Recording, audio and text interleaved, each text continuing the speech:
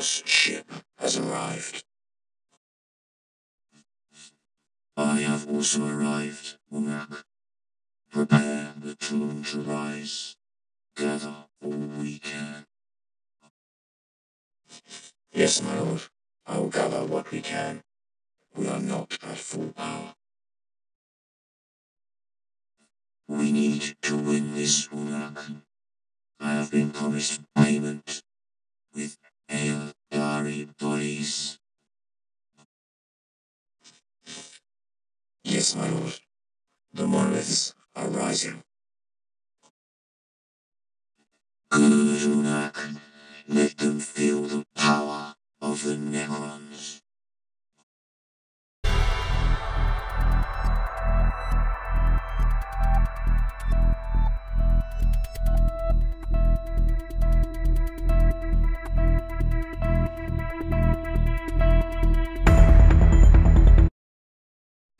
Aten, we are coming into land. Be ready for our arrival. Yes, my lord. The Necron tomb world is rising. We must strike fast. Hit them before they get to full power. Yes, my lord. We are ready. Good. Aten, I hope you are as dedicated as Berenike was.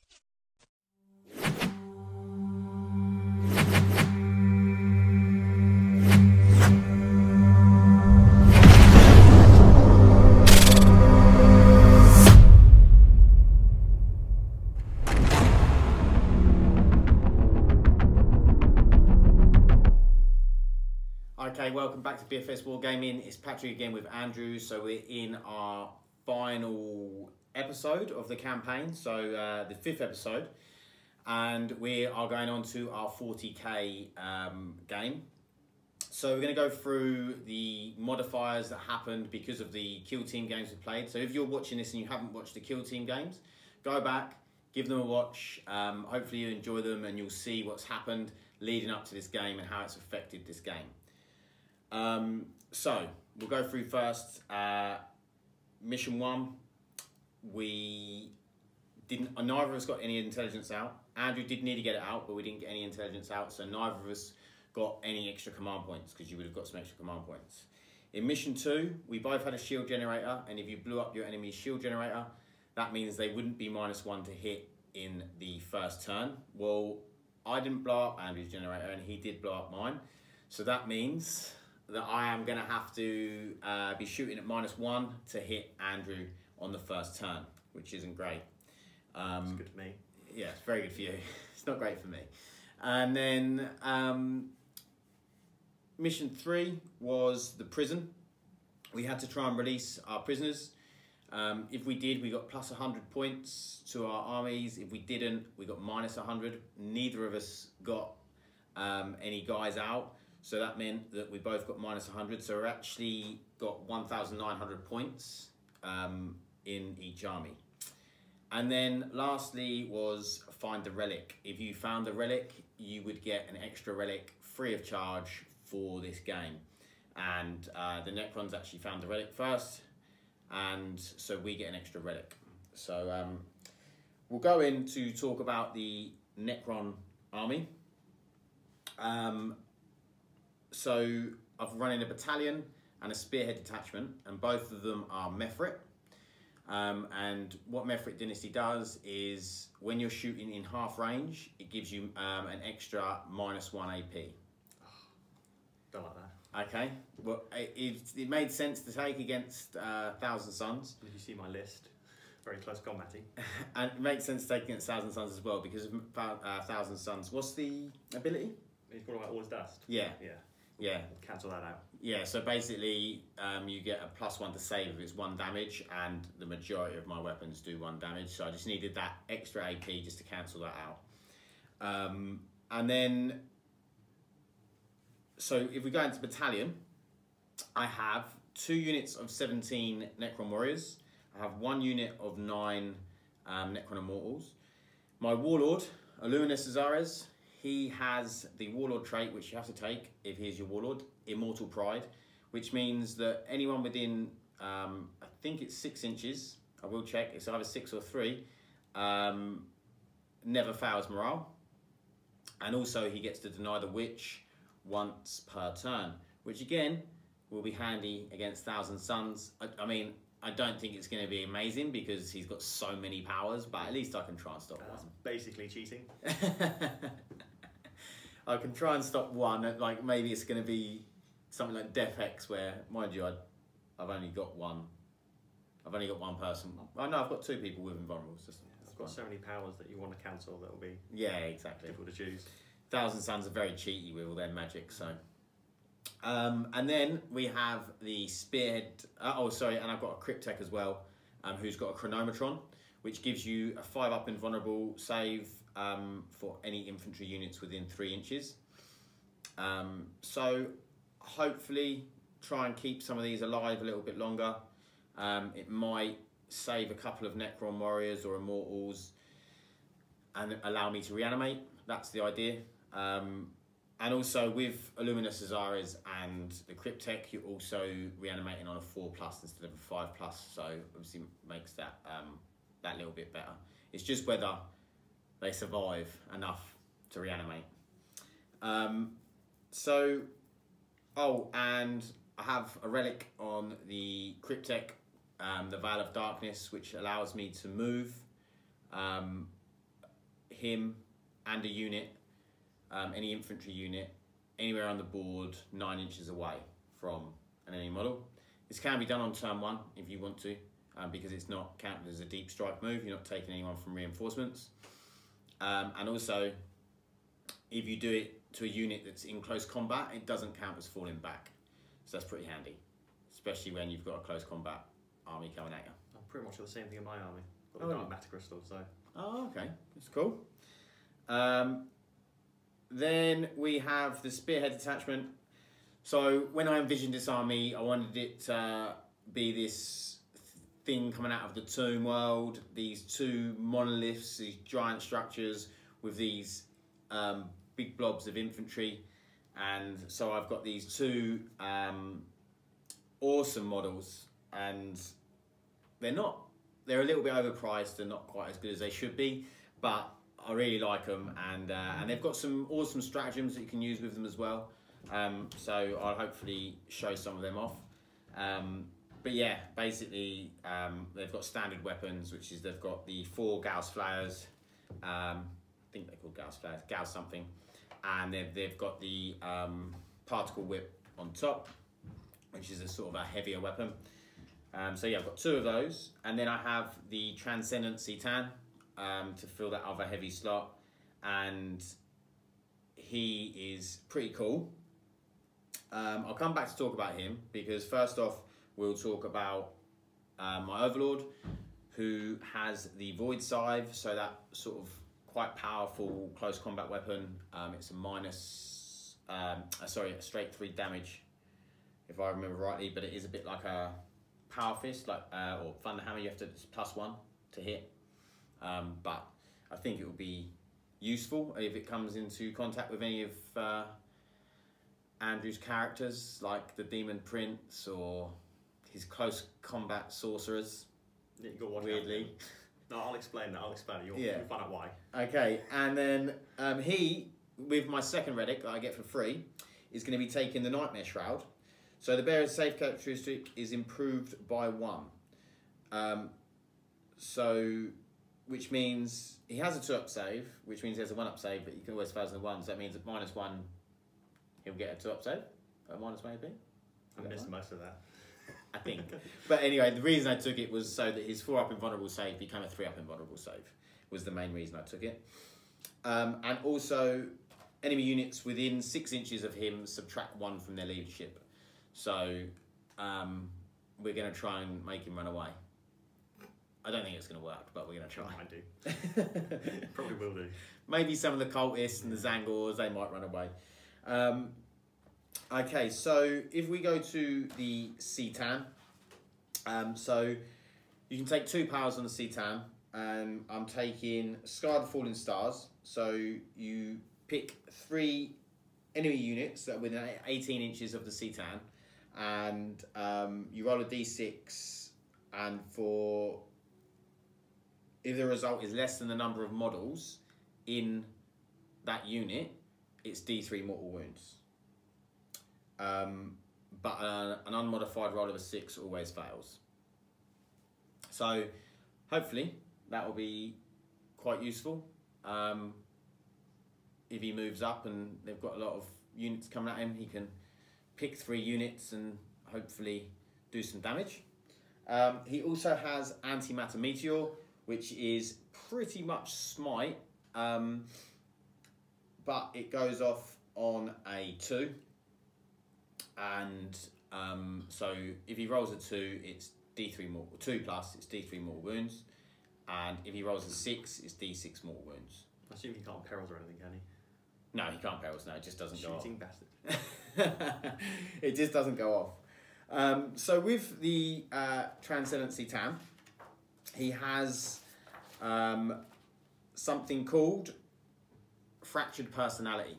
Okay, so what you do is you can pick an ability. It's 1 to 6, and there's some really cool abilities in here. You can either pick one, or you can roll 2d6 and then take them 2. But you can't. If you roll 2 4s, it just means that you just get the 1 power, which you is. don't get to roll again. Well, I don't know if you can use a command point to roll it. No, I mean roll because you got the same power. Oh no, it says duplicate results have no effect. Oh, okay. So you just can't. So I'm just going to choose one because I feel like It's safer, really, isn't it? yeah, it's safer. Although there's some really cool, because there's some in there that I just think, oh, I don't think I really want that. I don't think I really want that. Yeah. There's like 2 that I'd be happy with about 4 of them, and 2 of them I'd be pretty disappointed in. And then also, if I was to roll and then get 2 of the same, I'd be disappointed. So I'm going to go with, which everyone's probably guessing I'm going to go with, Cosmic Tyrant. It means this model can use 2 different powers of the Citan at the end of your movement phase instead of 1. So he gets to use both of his powers instead of just the 1 power. Is this the ability you pick every turn, or is it just like... No, it's just before the battle you can pick one ability, one of the abilities opposite to apply this model for the duration of the battle. Alternatively, you can roll 2d6 randomly. So yeah, I think I've gone over. Oh, sorry, the Immortals, if I hadn't said, were Tesla. So they don't get any AP, but obviously, hopefully that Tesla can proc and get me some extra hits. But if they do become within, obviously, that 12 inches of them, then we will be getting the -1 AP. Yeah, I think that is the Necron army. Risen from the tomb world, ready to eradicate the 1,000 Suns from this planet. And what we're going to do is we're going to go on to Andrew, and we're going to talk about the 1,000 Suns and what they're bringing. Oh yeah, so this is my 1,900 points of 1,000 Suns. This is just 1 battalion.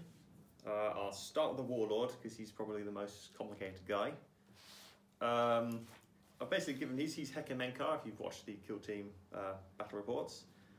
You'll notice he's got 2 swords, which, you know, is something introduced in one of the FAQs, having 2 power swords. I've given him a bunch of stuff I don't normally use, so it might be a bit weird, but you'll find out what I'll talk about in a minute. So you've got the Warlord trait Aether Stride, which lets him advance and charge in the same turn, and he gets to reroll failed charge rolls. He's got the Seer's Bane Relic, which is one of his swords there, which is AP -3, damage D3. He's got doubles his strength against Psychers or units with leadership which are 9+. Oh, which That's are his all Necron. of my units. Yes, his Necrons have high leadership. He's also got Death Hex, so he can remove invulnerables, and Diabolic Strength, which gives him Strength +2 and Attack +1. So you'll double his +2 to his Strength, puts him on 6, double it, puts him on 12, +1 attack, which puts him on 5 attacks, and he gets an extra attack from his Power Sword. So 6 Oh attacks, dear. Strength 12, big -3, We better kill him. with the ability to take away invulnerables. With But- the ability to take away invulnerables, that's not. You can just choose. It's not the closest, is it? I don't think so. I'll check later on, but I think it is just. I think you can choose, and it's normally it's something like 8 inches, isn't it, or 9 inches? But you've got the plus. yeah, it is 12 inches. Select an enemy unit within 12. Right. But will be 18 for me because they're all 1,000 suns. So they get 6 inches to their psychic abilities. Great. So yeah, Death Head's yeah, that's all about him. Next one, Demon Prince. He has got, that's been an axe. It looks like a staff, but for some reason, Demon Prince's Vizinch can't take staves, which is a bit weird if you ask me. I think they should give him that. Yeah.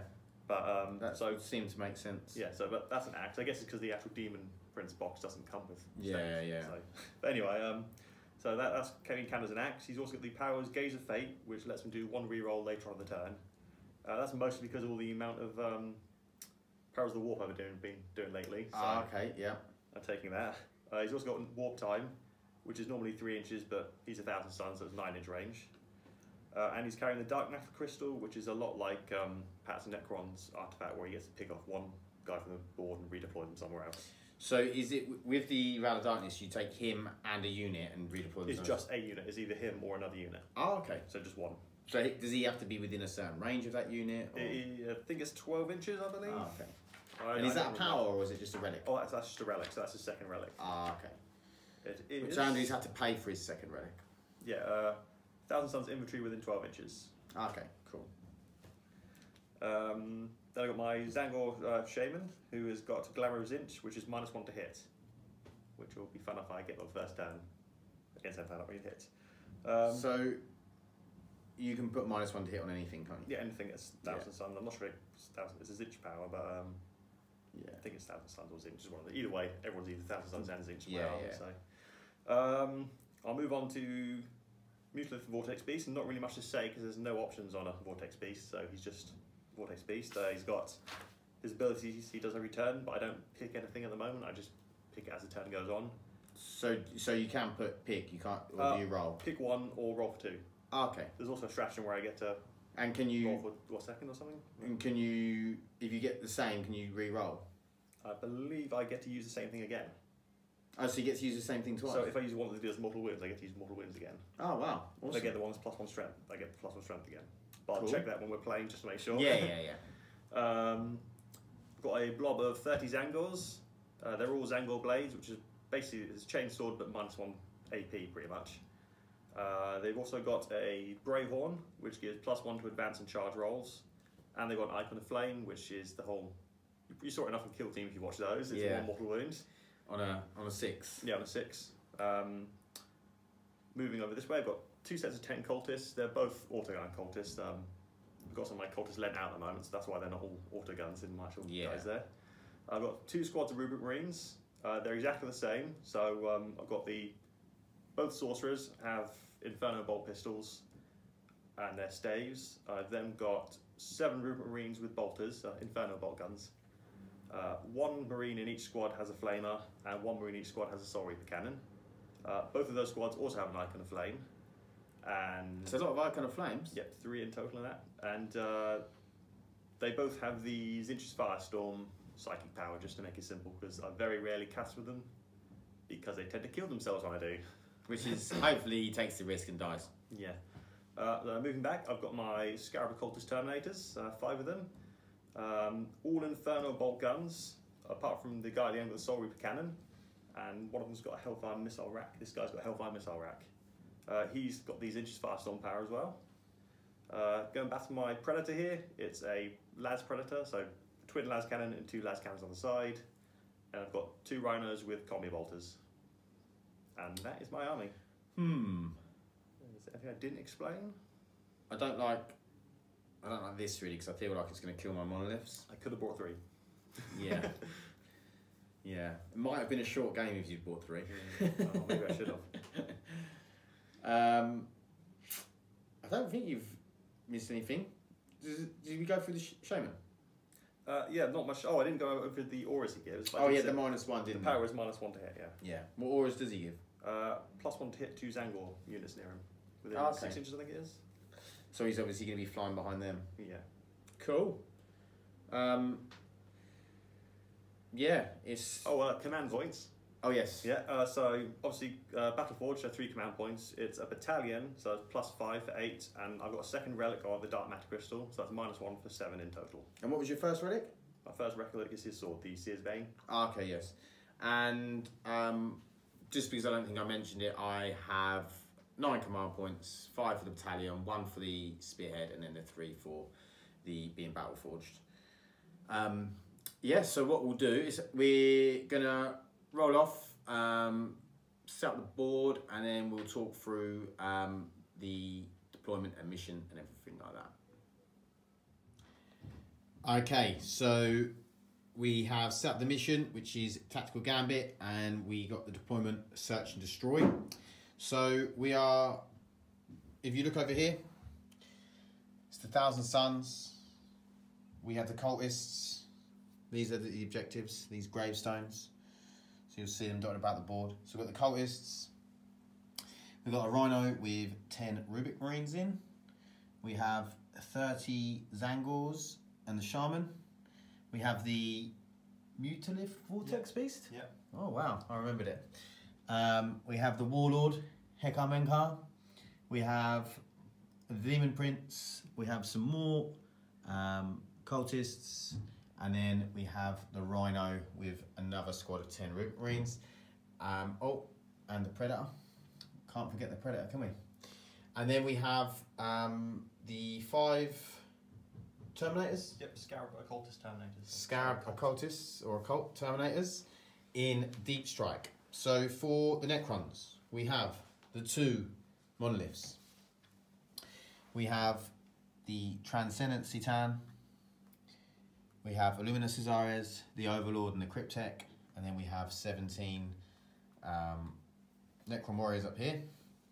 The Immortals and the other squad of Necron Warriors are in the tomb, so they can come out of the monoliths when they are ready.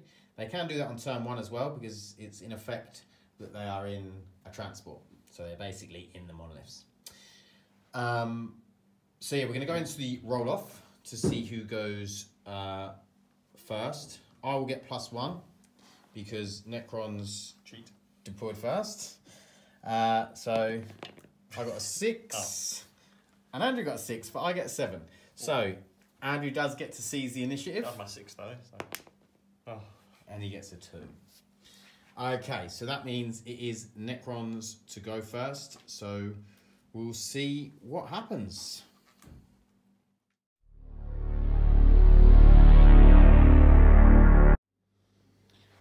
Okay, so we have the cards for round 1. I've gambited 1 victory point. So I got Domination, which isn't going to happen. I got Behind Enemy Lines, which isn't going to happen this time. I got Defend Objective 6, which is was pretty much in their deployment zone, so not going to happen. And Secure Objective 1, which I physically cannot reach, even if I got a full advance. So it looks like Andrew's going to get a point, because I'm not going to be able to get one. Which is that good? Unless, if I get First Blood, does that count as or does it have to be off attacked objective? I'm pretty sure it has to be off attacked objective, but we will look at that. So we've moved. So the Necron Warriors here got out of this monolith and then just chilled. Sort of shuffled about a bit, and these Immortals got out of this monolith and have shuffled around a bit. These 2 monoliths moved up along with the Citan. A couple of the characters moved, and then we're going to augment this unit of Necron Warriors with, oh sorry, my will be done was put onto these ones, and then we're going to augment this group. So I'm going to roll a d3 and see what I get. So I got 6, which means they get +1 ballistic skill. So this group over here are going to be hitting on 2s for the rest of the game. So we're going to go into the Necron. Oh, we're going to go into the Necron Citan powers. Okay, so with the Citan, we're going to try and get Antimatter Meteor off on the Zangors, just because Scarlet Falling Stars would have been good if there was some more units within range, but the Rubik Marines are in the Rhinos and the Cultists are out of range. So what I'm going to do is do Antimatter Meteor. So on a 2-up, it goes off. I rolled a 6, so it's actually D6 mortal wounds. No, that's cheating. So D6 mortal wounds for a 1. Do I command point it? No, you don't. You just keep that. No, I'm going to save my command points and I'm going to keep that for now, because if it had been on something a bit bigger than the Zangors, then I might have command pointed it. I say bigger than the Zangors, they are the biggest unit on the board. Okay, so we are going to go into the shooting phase. Okay, so into the shooting phase, we're going to start off with this monolith. Everything is going to go into the Predator. So we're going to start off with 12 shots from the Gauss Flux Arc. So this is strength 5, -2, 1 damage. I've got -1 to hit because of the Kill Team campaign, if you watched it. And so it means on turn 1, -1 to hit. So I'm going to be hitting on 4s. So it's not a bad roll at all. Would have been better if I was hitting on 3s. And then strength 5, so I'm going to be wounding on 5s and 6s. So we've got 3 wounds through at -2. Right, I've got the cover save, so it's giving me... Oh yes, so Andrew paid for the cover save. So the 2 command points to get a cover save, so he gets +1. So yeah, he'll be getting a 4-up save. Oh, get 2. Okay, so it's 1 wound on the Predator so far. Then we're going to do 6 shots with the particle whip, so hitting on 4s. Oh, only 2 hits. Could do with some re-rolling. And then we're going to be wounding on 3s. So 1 wound, and that's -3 or 2? -3, I think. We'll go -3 and I'll check it. Okay, so 5 up. Okay, so 2, it's definitely gone through. So it's D3 mortal wounds for 3. So we'll come back in a second. Okay, so we're going to go with the other monolith into the Predator. We're very, very fearful of these las cannons. It will probably end up being not the thing that's going to wipe us out, but you know, you've got to go after the threats you think are going to kill you. So hitting on 4s because of the -1. So we've got a few hits. 6 hits in total, so half, which is statistically correct. And then we are going to be wounding on 5s and 6s because it's only strength 5. So 2 wounds have gone through. And that's -2. So it'll be a 4-up save because he got the cover save. Yeah, that's what I like. Both saved. Okay, so then we're going to go on with the particle whip for hitting on 4s. Oh dear, just the 1. And then we're going to be wounding on 3s. We got a wound. It's -2, so 4 up because of his save. Nope. D3 damage. Oh. Another 3. Cheating on you. He's down to 4. So we'll come back in a second. Okay, so we've got the Necron Immortals firing into the Zangors. Okay, so again, -1 to hits. This means that Tesla will not go off because it won't go off on a 6. So we're going to be hitting on 4s. Okay, so we'll come back to that. So out of 9 shots, out of 18 shots, we got 9 hits. So we're going to be wounding on 3s because Zangor's toughness 4. Yeah. Yeah, and Tessa Carbine's strength 5, so 3s to wound. That's too many. We got all wounds. That's lovely. So 9 wounds. There's no AP. Nope, 5 invulnerable. Yep. You got 3, so that's 6 dead. 6 Zangors. 6 too many. Have gone. So that is actually the end of the Necron shooting phase because these warriors aren't in range of anything. And oh no, I'm lying. Sorry. Illuminus Azares can see the Vortex Beast. Vortex Beast. So we're going to have a roll, see if we can hit that. So we're going to be hitting on 4s. No hit. So we're going to go into... We're not going to go into the charge phase. I'm not going to charge. So we'll see if there's any morale. Okay, so the Zangors would have had to take morale because they have lost 7 and the leadership 7, so he would have lost anything he rolled. But he's decided he was on an RM whether to pay the 2 or because he didn't want to lose like 6. It would have been too many to lose, or even 5 or 6. So he's paid the 2 command points to auto pass them. So with that done, that means I didn't get any objectives, so that means that it's 1,000 Suns get 1 point because I gambled 1. So we are going to go into the 1,000 Suns movement, turn 1.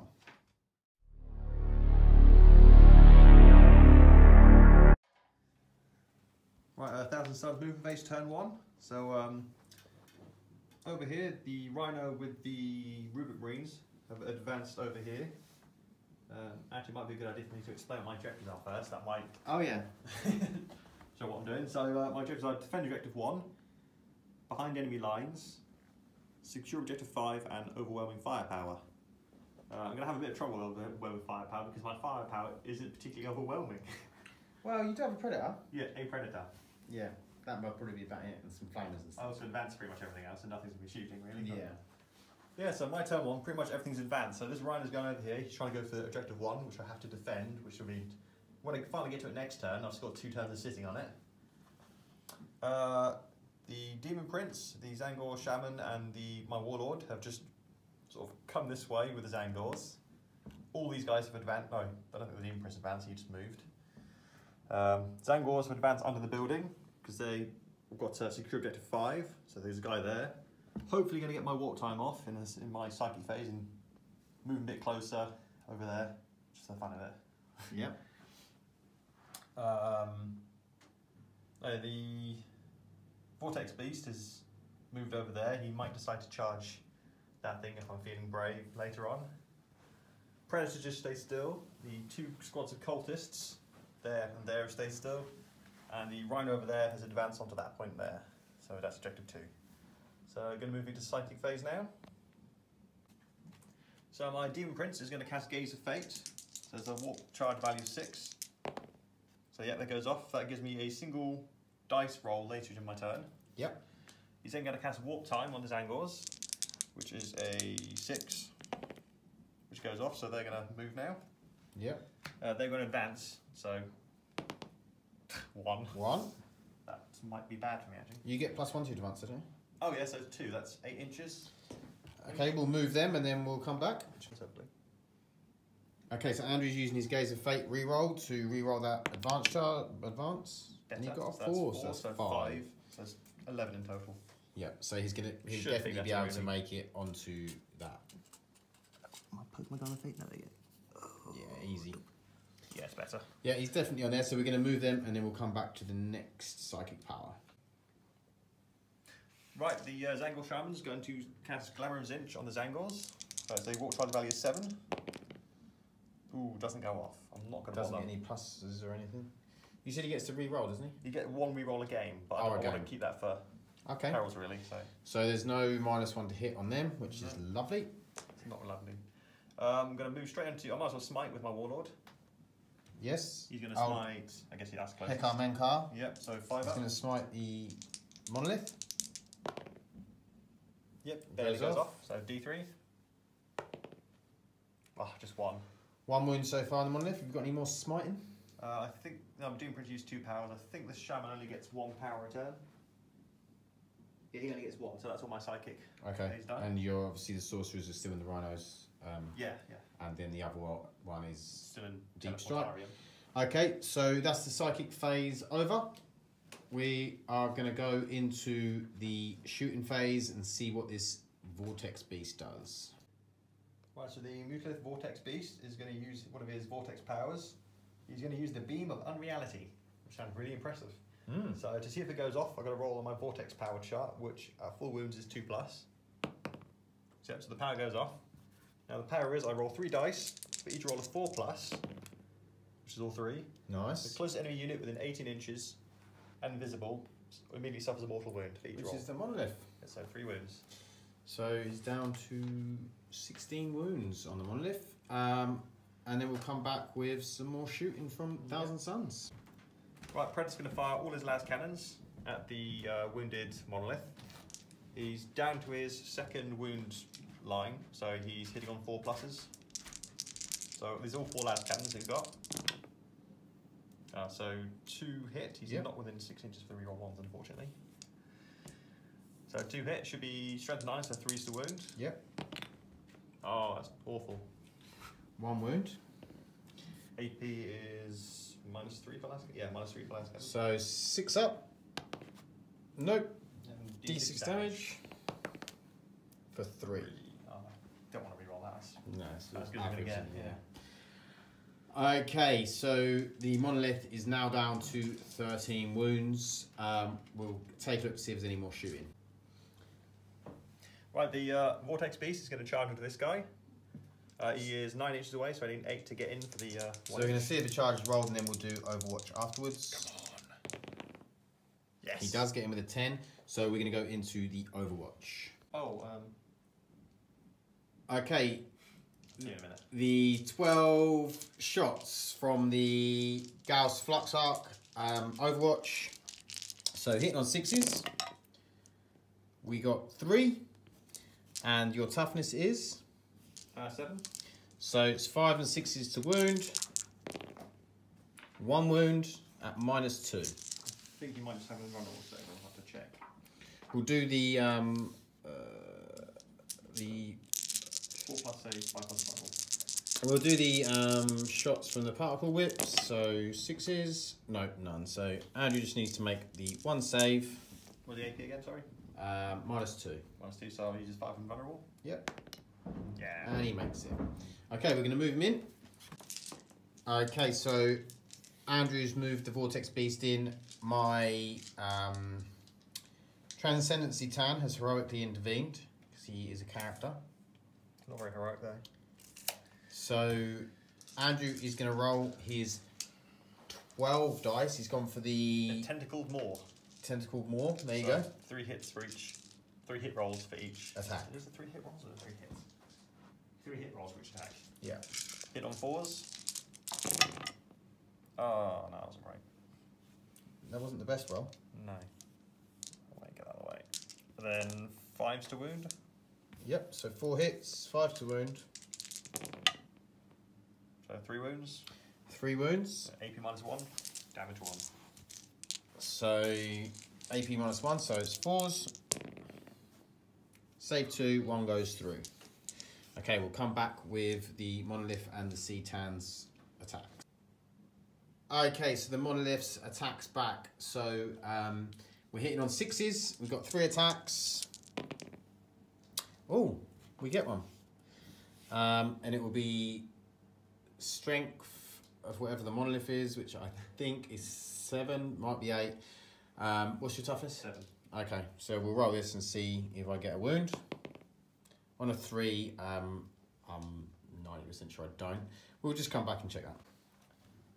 So it is strength 8, so it was a wound, so it's a 4-up save. No, so it's 1 damage done to the Vortex Beast, and we'll come back with the Cetan attack.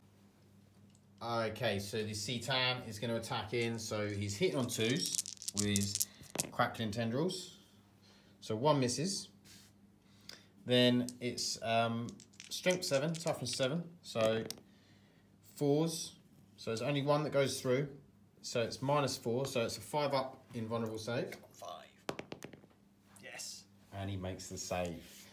Okay, that is the end. We'll come back and we'll do a roundup. Right, so I'm just going to mention that both the rhinos, they didn't shoot, they popped their smoke launchers, so they're -1 to hit for them until their next turn comes around. Just going to my cards, so over here with the Zangors, I got an objective 5, so I've secured objective 5 for the 1 victory point. So, And then you get your gambit point because that's how much. and then the 1 gambit points puts me on it, gives me an extra 2 victory points, put me on a total of 3.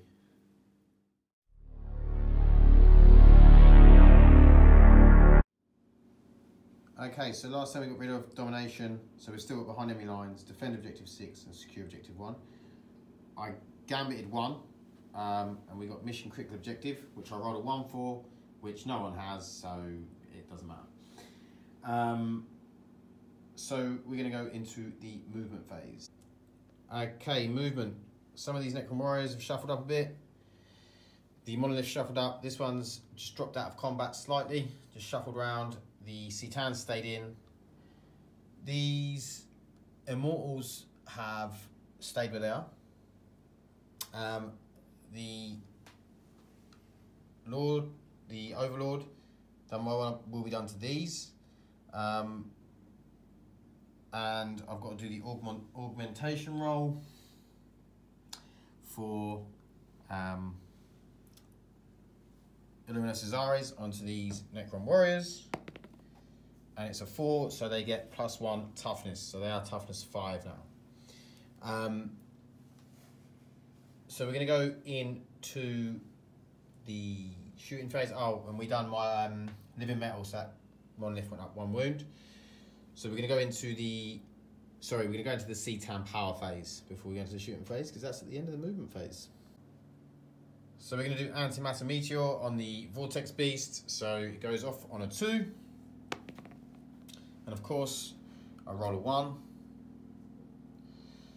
I am going to command point it. So it goes off, and then D3 mortal wounds for 3. So it's 3 mortal wounds to the vortex beast. Okay, so we're going to do Sky the Falling Stars, because I forgot first turn. I do get to use 2 abilities, because that's the personality trait. I'm too used to using the Nightbringer where I don't get that option. So I'm going to do Sky the Falling Stars into the Zangors.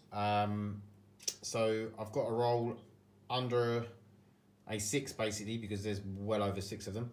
So anything other than a 6 and it'll go off. So 2. And that's D3 mortal wounds. For 2. So 2 mortal wounds to the Zangors. I refuse to take them. So now we're going to go into the shooting phase. Okay, so the shooting phase, we're going to put everything from this monolith into the Predator.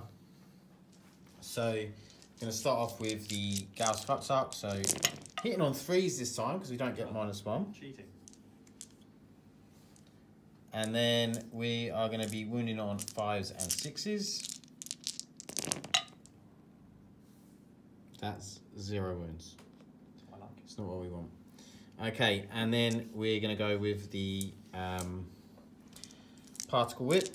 So, oh, dropped a dice. 3s. So 3 hit. The rolling was actually better on the first turn. And this will be 3s to wound. So 2 wounds at -2. So that's 5 ups. So it's 2 go through, so it's D3 damage each. Oh. For 4. Is that how many you've got left? Yeah. Let's see if it explodes. Does it explode? I don't think it will matter overly. I thought it was roll, and then I didn't have to check if it didn't. Yeah, yeah. Okay, so the Predator is dead. So we're going to go in and see what we're going to shoot at next. Okay, so the other monolith is going to fire into the Rhino over there. So we've got the 12 shots. Hitting on 3s. Yeah, smoke launcher. Oh, hitting on 4s because of the smoke launcher. I forgot about that. And then we are going to be wounding on 5s and 6s. So we have 4 wounds at -2. So 5+. Yep. So 2. 2 wounds go through. So 1 damage. Yeah, 1 damage each. And then hitting on 4s for the particle whip because of the smoke launchers. So we do get 4 hits, and then we're wounded on 3s. So we get 2 wounds, 5 up. Nope, so it's 2d3 damage. So that is 5 damage. Down to 3. It's down to 3. We're going to see what we're going to shoot next. Okay, so this group of Necron warriors are going to fire into the Rhino. they've got +1 to hit, so, and there's -1 from the smoke launchers, so they'll be hitting on 3s. 7 are in rapid fire, so we've got 24 shots. So hitting on 3s. Okay, so we're going to come back to that. Okay, so we've got 18 hits. So we're going to go into the wound rolls. So it's 5s and 6s to wound.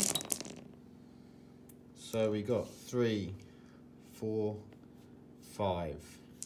So it's 5 wounds at -1. 4 up. So 4 up saves. Kill him. Oh no. It's 2 wounds. Down to 1 wound, I think. Yeah. Down to 1 wound left. Oh dear. Okay, we'll come back. Okay, we're going to shoot with Illuminous Azares into the Rhino. So this is hitting on 4s because of smoke launcher. Oh, that was a 4 as well. Changed to a 2. So we missed, so we'll move on to other shooting. Okay, this other unit of Necron Warriors, 1 is going to shoot into the Rhino because there's only 1 in range. The rest are going to shoot into the Zangors. So we'll do the 1 into the Rhino first. So he's going to be hitting on 4s because he's not augmented with +1 to hit, and he misses. So we're going to go into the others to shoot. So we have 16 shots from these warriors into the Zangors. So we're hitting on 3s. So nice few hits, just missed 4, which is good. And then we're going to be wounding on 4s, because it's strength 4, toughness 4 of the Zangors. And then we'll come back to that. Okay, so 7 wounds at -1, so it's 5 up invulnerables. And he doesn't make any. So that's 7 dead. Okay, so this time we're firing the Tesla Immortals into the Zangors. We have 18 shots hitting on 3s, and 6s will be Tesla. Okay, so we'll come back with that. Okay, so we've got 13 hits, and we're wounding on 3s. Okay, not bad at all. So that means there's 10 wounds. It's no AP. You just got a 5 up in one anyway. Yeah. So 5 up in vulnerable saves. So he saves 1. So that's 9 dead. That's 9 dead. So we'll come back with that. Okay, Andrew's just informed me that we have taken out 18 Zangor this turn, which is pretty good. And we obviously took out a Predator. So we did actually get first blood. So we're going to go, that was the end of the shooting phase. Everything that can shoot has shot. So we're going to go into the combat between the Citan Shard and the Vortex Beast. There's a lot of tendrils and whatnot going on there. So we're going to do 4 attacks from the Citan. And we're hitting on 2s. So again, always 1 misses. And then we are wounding on 4s, because strength 7, toughness 7. So it's 2 wounds at -4. So 5 up. 5 up in vulnerable save. 1 goes through, and that is D6 damage Cheaty. for 5. So command point reroll that. No, okay, I don't think I will command point reroll. You get 6 though. Yeah, no, I'm alright. Okay, we'll come back with the attack backs. Okay, the attack backs from the Vortex Beast. Yep. 12 hits. 12 4s. rolls. Hitting on 4s. What you got there? 5? Yep, 5 hits. Strength 7. Toughness 7, so winning on 4s. So I have 3, that's just -1. So it's 4 up and vulnerable saves. There's just 1 damage. None of them. So he gets 3 damage. Okay, so round up of Necron turn 2. We didn't get any objectives. So that one's going to be discarded. So that means Andrew gets another victory point. But we did get first blood. So we've got a victory point. We're on the score card. So yeah, it's not been a bad turn. So we've taken out the Predator, taken the Zangors down. Actually, the Zangors do need to take a morale test. So you've lost 18. Your leadership 7. 7, so I'm losing 11 plus D6. Yeah, So, so let's just find a D6 to roll. You've got 5 left. Have you got 5 left? I've got 5. I might actually auto pass morale because Andrew's thinking about auto pass morale. I'm actually going to auto pass morale. I wasn't going to, but I'm actually going to keep them on the field. Okay, so Andrew's going to auto pass their morale. You spent 4 command points on Zangors. I wanted to do something though. So they got me a victory point, so they deserve an extra turn. I think that's.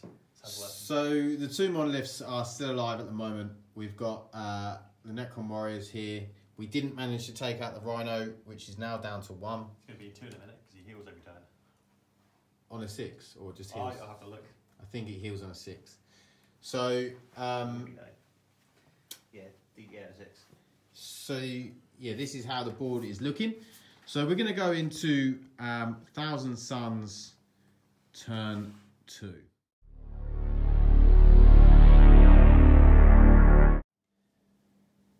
Right, these are my cards for turn 2. I've still got defend objective 1, still got behind enemy lines and overwhelming firepower. I picked up priority orders received, which means I can only do that one with my warlord. And with that I picked up secure objective 3. That's objective 3. Right, so I'll just go into my movement phase. Right, so I've got gambling 1, so I only intend to get behind enemy lines. Which, you see, already got my deep strike teleportated terminator behind enemy lines, so I should be fine this turn for that. So I'll start over here. So the Zangors that were there they've moved onto the building because my Zangors are spread out across this entire area. So I've got all 5 of them now under the building. The Root Marines jumped out of the Rhino and moved on into this building on objective 1. So I'm now defending that, so I've got to sit there for 2 turns. The Rhinos then moved up there just to try and annoy these Immortals. The Zangor Shaman, he's come from the other side of the building, he's advanced over there. Demon Prince has flown up to the top of the building just so they can smite some stuff. The Mutant Vortex Beast has stayed in combat there. Both these cultists are just still sitting on their objectives, hoping I actually pull an objective 4 or 6 card.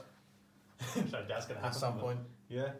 Over here, the Root Marines have gotten out of their really, really badly damaged Rhino and jumped into this building. The Rhino's moved the entire 3-inch movement it's got and this might attempt a charge if I'm feeling lucky later on.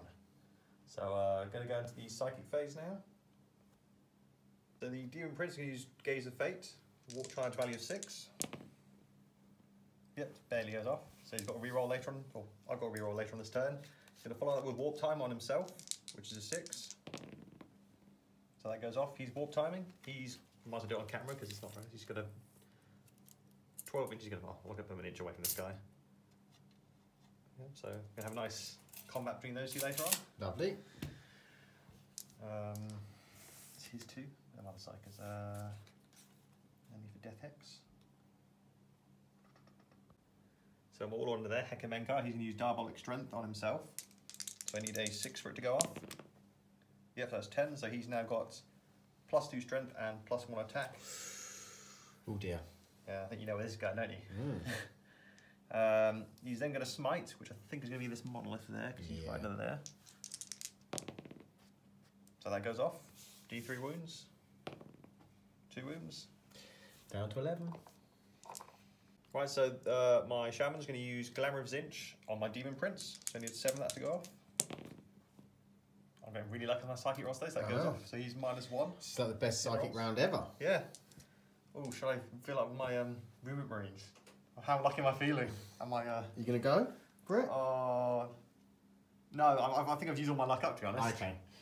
So that's the end of the psychic round? Yep. End of the psychic phase, so we're gonna go into the shooting phase. Shooting phase. Right, so my Nuclear Vortex Beast is gonna use his Warp Flare power. So he's down to 6 wounds, so he's going off on a 3. Yep, it's a 5, so it goes off. Warp Flare is each enemy unit within 9 inches of the Vortex Beast immediately suffers a mortal wound. Okay. So each enemy unit within 9? Yeah, so I think it should be your monoliths and your Loki. But yeah. I don't think anyone else is random, are they? They're just out. No, just out. They'll probably just be out, aren't they? Yeah, just out. Okay, so I'll put a mortal wound on each of those. Wrong. Right, so I'm going to use Baleful Vortex Stratagem, using my last command point on him. It means he gets to roll a d6 to randomly select a Nuclear Vortex power immediately uses it, even if he's already used the power in this phase. The power is automatically successful, so I don't need to roll the Whoever it goes off. yeah, the roll thing. So Yeah. I'll roll this one, trying to find it. So it's 5. Motion of Madness. Oh, that's the one I didn't want. Pick an enemy unit within 9 inches, reduces leadership characteristic by 1 until the end of turn. Okay. Which one are you going to choose? Ooh, the guy I'm fighting. Okay. He's got -1 leadership. Yeah, that'll teach him. Cool. Okay, so we will move on to the other stuff to shoot. Right, so that squad of Marines there is going to shoot at his Necron warriors. Yep. Yep. So I'm going to start with the Flamer. So he's got 3 hits with the Flamer. It's strength 4 for the Flamer, I believe. Toughness 4. So nothing on the Flamer. Okay. Well done, Flamer. I'll go into the. Actually, I'll do the pistol from the Sorcerer first. Yeah. Hit on 3s. That hits. Strength. It might be a 3. I think it's 4. I'll just roll for 4 for a minute. Didn't matter anyway. So 1. All the bolt guns. Yep. 14 shots. Yep. Hit on 3s. Not too bad. Quite a few. Yep. And wounding on 4s. Yep. Another wound roll like you just had would be good. 3. Okay, only 3. That's not too bad. AP -2. So, AP -2, which means I am making 6 up saves. None, so that is 3 dead. And you got And I got my 4 shots from Sorcerer Cannon. So hit on 3s. So that's when I start rolling well. Should you be hitting on? No, it doesn't matter with this roll. But I don't think it matters for them. Oh, you don't. You can move and shoot. Yeah, I should probably check that just in case they changed it without me noticing. But No, because I think it's still the same in Kill Team, isn't it? So yeah, but like I said the other day, Kill Team isn't the same. But it doesn't matter with this roll though. Hopefully not. So Oh, no, three, 6s, yeah. 3 hits. Strength is 5. Toughness 4, so 3s. So 6 again. 2 of those. That is -3, I believe, for a Sorcerer Cannon. So that's just 2 dead. So that's 5 dead overall from that. Look, Sorcerer Cannon is -3. Yeah, so it's 5 dead overall. Okay, we got 4 shots coming in from the Rhino into the Necron Warriors. Yep, hit on 5s because he's that badly damaged. Yep. He gets 1. 1 hit, 1 Four on wounds. 4s, 1 1 wound. wound, No AP because it's just a normal author. 4 up save, which is a 3, so it's another Necron dead. So it's 2 shots from From The- that guy into them. because he's the only one I can see. So 3s. 2 hits. 2 hits.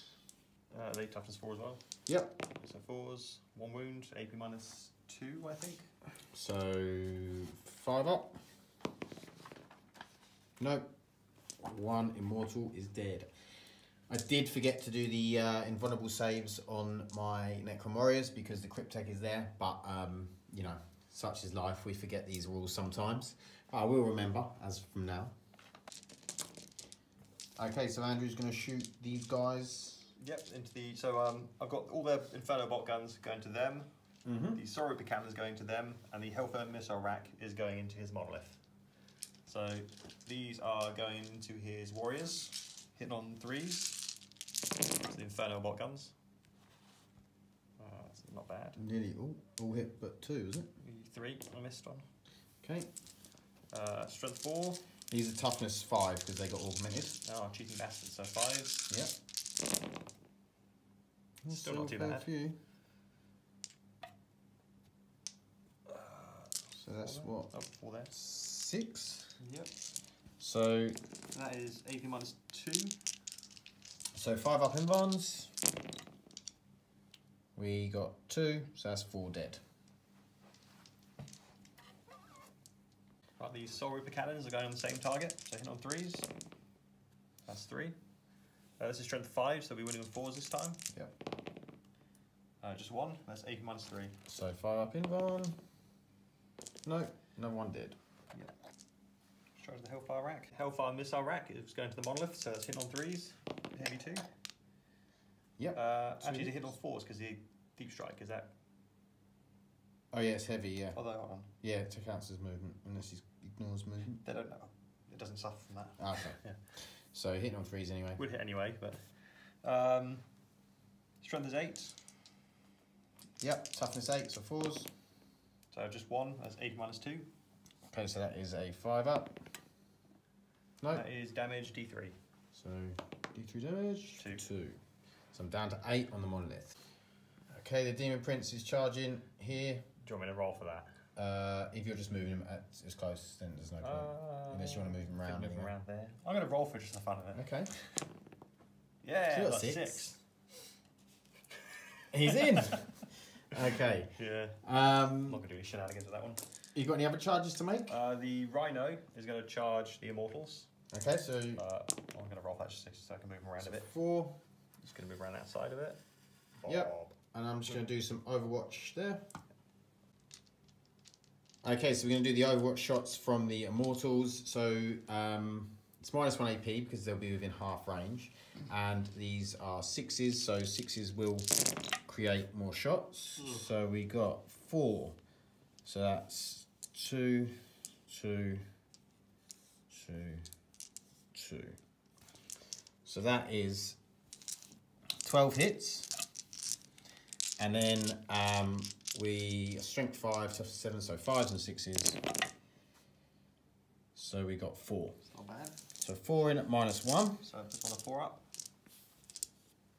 4 up save. Take 1 Just wound. 1 wound.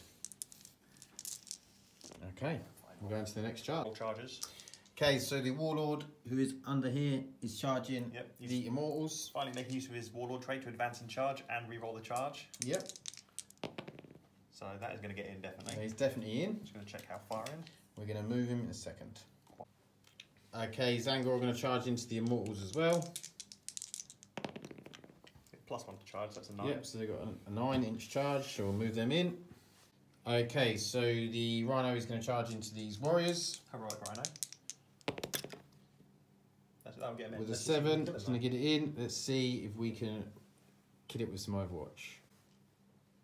Okay, so we're doing the Overwatch from the Warriors into the Rhino. So we've got 14 shots that are in rapid fire, so these will be minus 2 AP. So 6s. Okay, we've got some 6s. We've got 4. No. Okay, we're wounding on 5s and 6s. No. We've got 1 wound. It's minus 2 AP. Oh no, this is where I destroy my Rhino. Oh, he's dead. And it's destroyed. Does it blow up? No. No, it doesn't. Right, the Demon Prince is going to attack the Overlord with using his Malefic Talons. So he's got 4 attacks. Don't want to put 2 dice. 4 attacks, he's hit on 2s and he's rerolling 1s because he's got the reroll 1s. Yep. So all hits. Yep. Strength is 7. Toughness 5, so you wound on 3s. So 2 wounds. 2 wounds. AP is minus 2. Because I have the Nightmare Shroud, I get +1 to my save, so I've got 3 up invuln save. So one of them goes through. And that is 2 damage, and I just realised I've actually got an extra attack. Okay. Because you get 1 additional attack for the Talon. Yep. You've only got 1. So hit on 2. And then wounding on 3. Yeah. Doesn't matter. Doesn't matter, it's a wound. Okay. So I take 2 damage, and then I'll That way. do that and then hit him back. Right, so my Warlord is attacking with Seer's Bane. He normally has 4 attacks, but he's got 2 power swords, which are up to 5 attacks, and he's still under the influence of Diabolic Strength, which gives him his 6th attack. Yep. So 6 attacks, hit on 2s, and he's rolling 1s because he's an Exalted Sorcerer. So all hits. Yep. Now Strength is 4, but +2 from Diabolic Strength, this one's 6. And then doubled, I assume you've got leadership of 9 or above. Leadership is, but it's toughness, isn't it? You need to. Oh yes. Oh, for my strength doubling. Sorry, yes. Yeah, so yes. it doubles, puts my Strength 12. Yeah. So I assume you're under 6, aren't you? Yeah, yeah. So winning on 2s. So all wound. And it is 8 minus 3. So 6 up saves. I don't. They're not in the range for the 5 up in one, so 6 up saves. Oh, you got 1. 1 save. I don't need to roll D3 damage, do I? No, they're only 1 wound each, Okay. so that's 5 dead. Okay, so I'll get rid of those. Okay, so these angles are piled in, so these 4 guys are going to attack them. They've got, I worked it out, is it 9 attacks? 6? Yep. Yeah, 9 attacks. They're within 6 inches of the shaman, so he's given the +1 to hit, so they hit on 2s. Nice. Rerolling 1s actually for the demon prince, because I think it's... Yeah, they've been 6. Yeah. So reroll the 2 1s. Yeah. All hit. Is that one of mine? Yep. Strength is 4. Toughness 4 for 4s. Ooh, that wasn't as good. That wasn't as good. So it's 2. So 2. Any AP? AP -1. Okay, so 4 ups. Nope. Lose another 2 immortals. Okay, so the Vortex Beast is going to attack the Cetan. So he's hitting on 4s. For 1? 1. Oh, that was disgraceful. Yeah, it's a bad roll, that was. Strength 7. Toughness 7, so 4. No wound. Well done. Okay, so we're going to go into the Necron attack backs. Okay, so we're going to do the attack backs with the Cetan. So the four hits, hitting on 2s, they all hit. And then I am wounding on 4s. 4 wounds. That was a better roll than yours there, Andrew. So it's -4, so it's 5 up in wounds. Oh, come on. So that's 0. He's probably going to die. You need to roll above 2 on 2 dice. D6. He's dead. He's dead. That 1 hit would have killed him. He blows up. Yeah, he does explode. It's on a 6, I believe. Come on, explode. Oh, come on. 5. 1 smash. Okay, so we're going to go into the Overlord. Just check that. Okay, so the Overlord is attacking the Demon Prince. The Demon Prince is -1 to hit because of the power. Glamorous Inch. And I get -1 because I'm using a Void side, so I'm actually hitting on 4s. So I do get 2 hits. Now this is ×2 strength, so it's strength 10.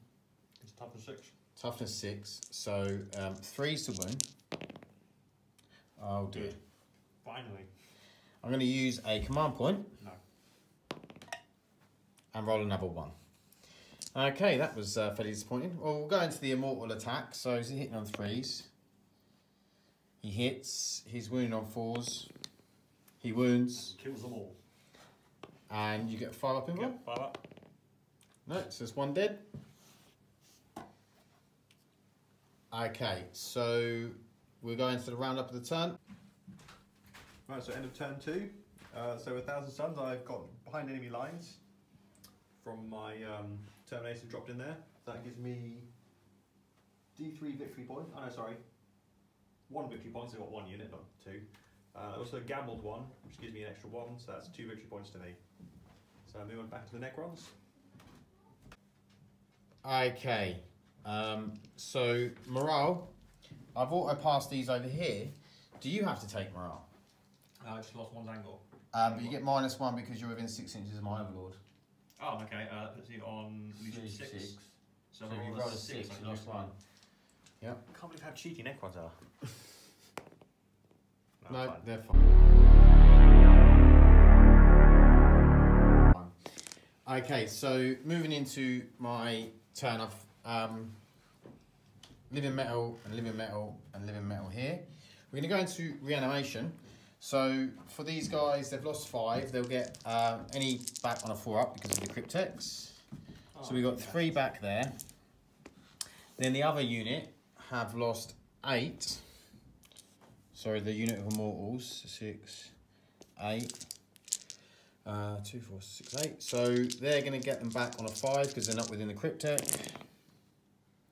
So I got 3 back there, which is nice. And then on the other group of warriors, I've lost 6. So it's 3 and 3, so it's 6. So these will all come back on a 4 up. So I get another 3 back there. Okay, so we'll put them on and then go into the movement phase and cut. Okay, so I gambited 1. I've got area denial behind enemy lines, defend objective 6 and secure objective 1 still. So the movement phase, obviously you saw what I reanimated. Illuminous' Eyes has moved up to here. The Necron Immortals have dropped out of combat. The monoliths pretty much stayed where they were. The Lord stayed in combat over here, and these guys have all stayed where they are. So we're going to go into the Cetan powers phase. Okay, we're going to do Antimatter Meteor into the Demon Prince. So it goes off on a 2. So it goes off on a 5. So that's D3 mortal wounds for 1. We're then going to do Sky of Falling Stars, and the only... oh, actually, I'm going to have a quick measure up, see if these Rubric Marines are in range. The Rubric Marines aren't in range, unfortunately, so it's just this Zangor squad, and so I need a 3, 2, or 1 for it to go off, and on a 4 it doesn't go off. Okay, so we're going to start off the shooting phase, and we're going to start off with Illuminous Azares shooting into this Rhino. So he hits on a 3, but he doesn't. Okay, so we'll move on to the next one. Okay, so we're going to do these Necron Warriors into these Terminators. So we've got 10 rapid fire shots, which are going to be -2 AP. So they're going to be hitting on 3s, which all but 2 hit. And then they're going to be wounding on 4s. Yeah. So we've got 3 wounds at -2, 1 damage. Okay, so it's 2 up save normally. Say 1 damage. Yeah. So it's a 3 up for the Waller's Dust. I got 3 of them now. So 1 wound. Is that 1 damage or? Yeah, 1 damage. Yeah, you said that you got 1 guard, 1 wound. Yeah, and then the rest of them 1, 2, 3, 4, 5, 6, 7, 8, 9, 10. The other 10 are going to fire in.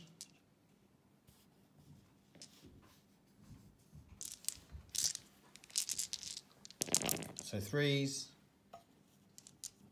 and then 4s. So that's 4, and that's just -1. So this will be 2 up. 2 up save. Yeah. So he's dead. So 1 Terminator dead. Okay, and we're going to the next sort of shooting. Okay, so everything from this monolith here is going into the Warlord. Overkill, isn't it? Might be, might not be. Okay, so it's going to be hitting on... Oh, it's down. Actually, I'm going to use a command point to make it fire on its top tier as well. So hitting on 3s. And then this is strength 5. +4. So wounding on 3s. So that's 5. Any AP? Yep, -2. So 5 up save. So 2. 2 damage. So each or just for? No, 1 damage Okay. each. So 2 damage in total. 3 wounds. So then the particle whip, which is 6 shots, so 3s. And then this is wounding on 2s. -2 AP. So 5 up saves. I think he's dead. He's dead because they're D3 damage. Okay, so I've got Slay the Warlord. We'll see what we're going to shoot next. Okay, the Cryptek is going to fire his staff into the Zangors. So it's 3s. And then 5, so 3s again. So it's 1, -2, so 5 up Invon. Fails, so it's another Zangor dead. Okay, and then we'll see what we're going to shoot next. Okay, this monolith is firing into the Rubric Marines in that ruin. We're using Solar Pulse, so they don't get the +1 save for cover. So we're going to do the flower up. So we're hitting on 3s. That was not a great roll, but it could have been worse. We are wounding on 3s, so strength 5. That's a very good wound roll. These are -2 -2. and 1 damage. So 5, then down to 4. Yep, so 4 up saves. So 5. Yep, it's 5 dead. Now we are going to go in with the particle whip for 6 shots.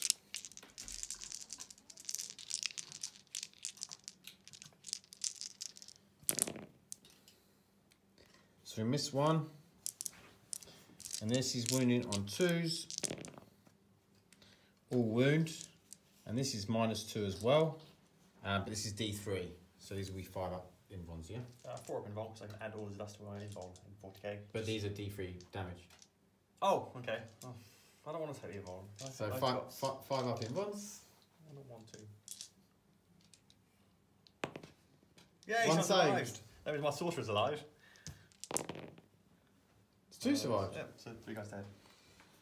Don't need to roll the D3. So we'll come back in a second with the next lot of shooting.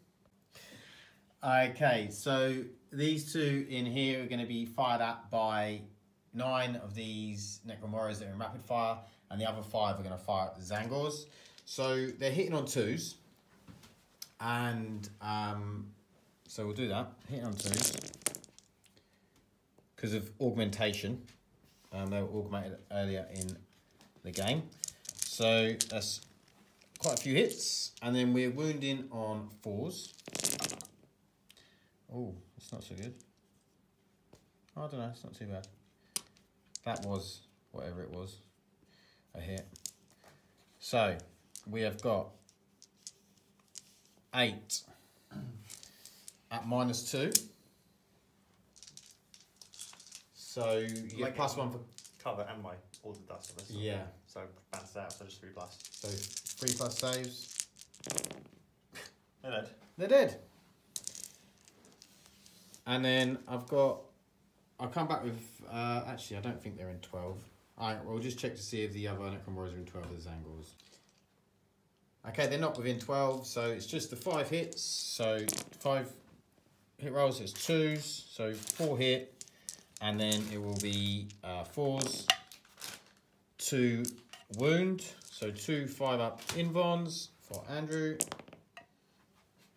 No, 2 dead, 1 left, and that is the end of the Necron shooting phase, so we'll go into the charge and fight phase. Okay, so into this charge phase, the only charge that's happened is the Citan has charged into the Demon Prince to help out the Overlord, because the Overlord is really struggling to hit. Has he still got -1 to hit? Yeah, because it's until my next turn. Oh, yeah. Oh, that's annoying, isn't it? Okay, so he's -1 to hit, so we're going to be hitting on 3s with the Citan. So we miss 1. Is strength 7, toughness 6. I believe, for the Empress. Yep, so it'd be 3s to wound. So we have 2 wounds. I guess it's going to be 1 4+ invuln, because I doubt it's going to be. Yeah, it's -4. Oh. So 1 goes through, it's D6 Can't damage kill him, though, so that's one thing. for 6. I think you should stop rolling 6s when you try to hurt me. Sorry. It's not fair. Okay, so we're going to the Overlord's attacks. So he's got 3 attacks. It's -1 to hit, and he's -1 to hit because he's using the Void Scythe. So he is going to be hitting on 4s. All hit. And it's ×2 strength, so it's wounding on 3s. Oh. All wound. And that's minus like 4, Right, 3. 4 up. He's made them all. There's not much we can do about that. So Andrew is going to get to fight back. That's out. Okay, so the Demon Prince is going fighting just using his claws. So he's putting 3 attacks on the Citan and 2 attacks on the Overlord. So he's hit on 2s and re-rolling 1s. So that's all hits against Citan. Yep. Strength is 7. Toughness 7, so 4s. 4s. That is 1. AP is -2. 4 up invuln. Ah. Makes the save. And the 2 attacks against the Overlord, hit on 2s, re-rolling 1. So It's going 1 really hit. badly. Wounding on whatever it wounds on. His toughness is 5, so it's the 3, yeah. Okay. AP -2, damage 2. So 3 up invuln. So I did Saves. nothing. Yeah. Do that Demon Prince has a habit of doing nothing. He did in the last game. Yeah. First time he ran into custodians and did nothing. Yeah. Okay, so morale.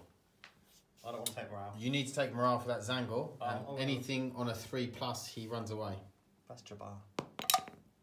He survived the kill team 6. and he's legging it. He definitely runs. He's running off to live another day. He's going to get himself another twist. He survived all of them kill team battles well. He survived this battle technically. He's just legged it. So Yeah, that's true. so He's just run away. Grey herd together. Yeah, You see him in the next game. just run away. We'll be a recurring villain. I don't have any morale to take. The Root Marines over there all died. These have only lost 1, so they would pass. So yeah, that is the end of the Necron phase. I'm just going to have a look at the cards, and I've got to do some measurements to see what we... Okay, so we didn't get behind enemy lines, defend objective 6 or secure objective 1, but we did get area denial, and there is no enemy units now within 12 inches, so we get D3 for 2. So we get 2 points for that, plus 1 for our Gambit. So that takes us up to 5 victory points overall. And the Thousand Suns have? 6. 6. So it's 6-5. So Thousand Suns, we're going to go into Thousand Suns turn 3.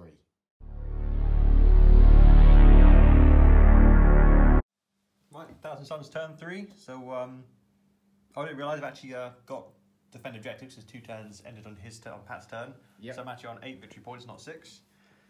This turn I pulled out, I've only got overwhelming firepower left, and I pulled out Big Game Hunter, Defend Objective 5 and Area Denial. I don't even think I'll get Area Denial with those 2 massive monoliths sitting in the middle of the board. So I'm basically going to aim for overwhelming firepower and Big Game Hunter and Defend Objective 5. So I'm actually sort of possible to do those, so we'll have a look, see what happens. Right, so over here the Terminators have moved up. They're very small 4 and 5 inch movement, just to get a nicer shot on them. The Rhino has just moved over here to this Objective 5. Demon Prince has dropped out of combat because he's been really bad in combat, so just so he can get a smite off on the monolith there. Shaman's moved over there so he can get a smite on the monolith there. Root Marines have stayed in cover. They're not cowards, they just like to stay in cover. And over here the Cultists have moved out of cover just so they can get a shot on the monolith and try and get the killing shot and look like heroes, because that's what they do. So moving on to the Psychic phase. So Demon Prince can use Gaze of Fate. Then you roll 6. That's a 5, so it doesn't go off. No.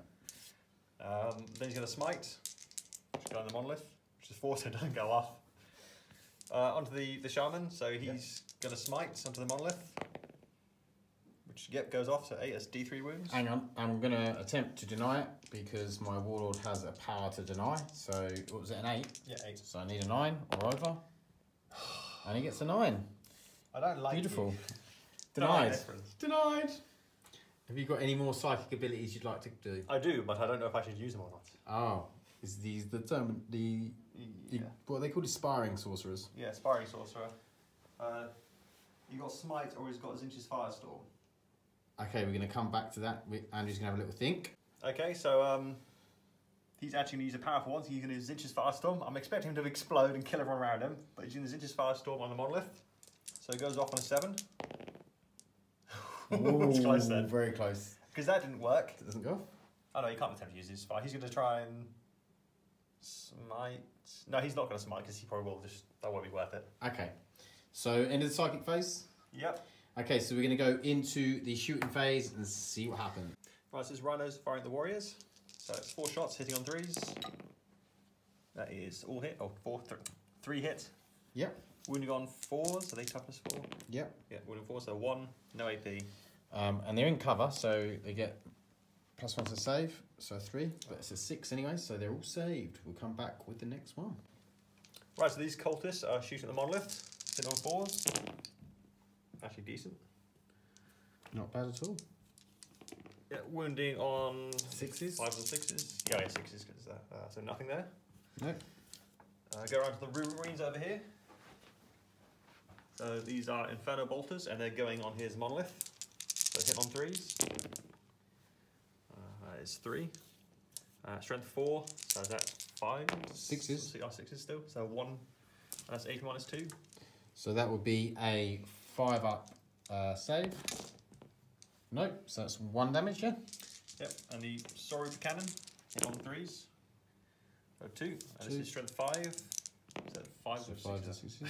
So double Double ones. 1. Okay. This is shooting everything and the monolith. So I'm going to start with the Hellfire Missile Rack. So he's hit on 3s. So 1 hit. It is strength 8. So 4s. 4 to wound. Nothing from there. Sorry Cannon is hit on 3s. 1 hit. 5, but no wound. No. The Bolters hit on 3s. I can pick them up. Slightly better than the other ones. 6s to wound. Yep. Nothing. Okay. So we'll go into the charge and fight phase.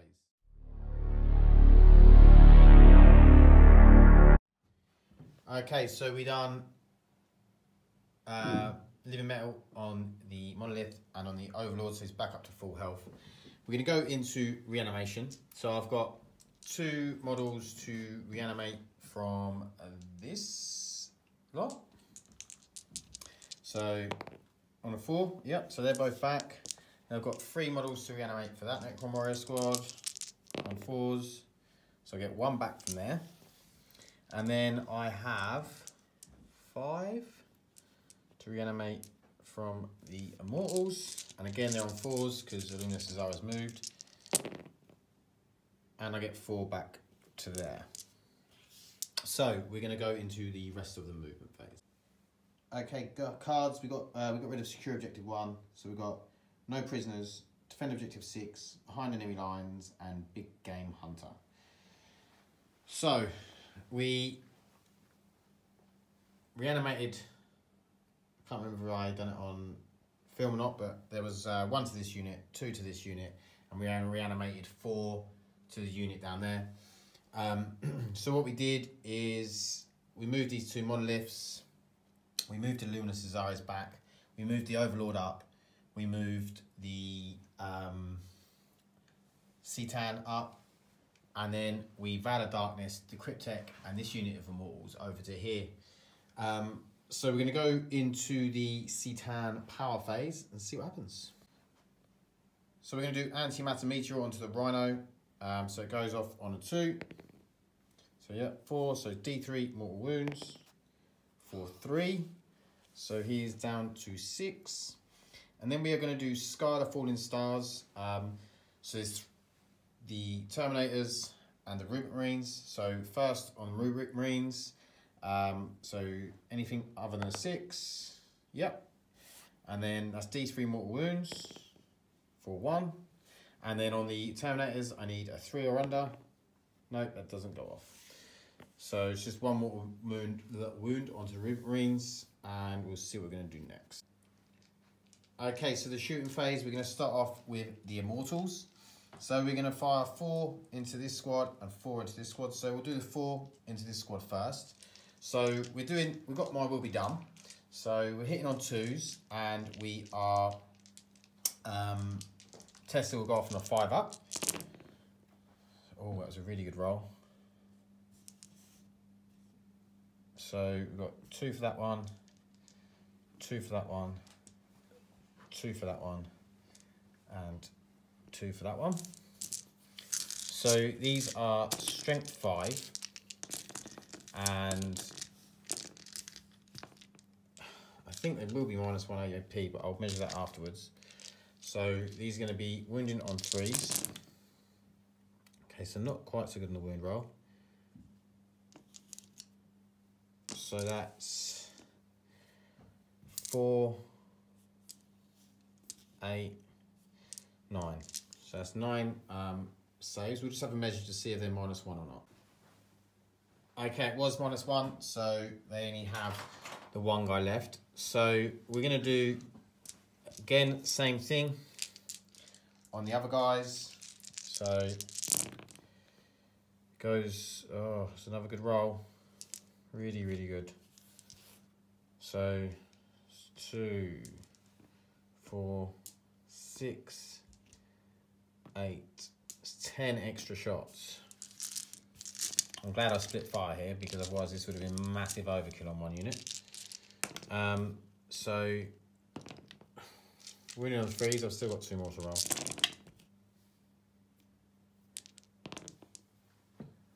Okay. So I don't think all of these are in 12. If they're not, then yeah, they are. So they're all within 12. So that's all of them dead. Yeah. Okay, so we're gonna go into the next lot of shooting. Okay, so we're gonna do the monolith. The Gauss Arc's going into the Demon Prince, and the Particle Whip is going into the Shaman. Okay, so the Gauss Flux Arc hitting it on 3s. Or is he still -1? No, he's not, is he? Oh dear. That was a bad roll. That makes up for the roll against the cultist. He's only got 1 wound though, so. Yeah, and then wounding on 5s and 6s. That's better. 3 wounds at -2. Right, 4 up. He's dead. He's dead. Oh, well, he explodes. Okay. Then we are shooting at the Shaman. So 6 shots, and it's hitting on 3s. So 4 hit, and then wounding on, is he toughness 4? It might be 5 for the, 4. 4, so 2's the wound. Oh, still drop a wound. So that's 3 wounds at -2. So 5 up and vulnerable. Yep. So 2 go through. How many wounds does he have? 4. Ooh, D3 damage each. He's dead. He's dead. Okay, so we'll come back with the next lot of shooting.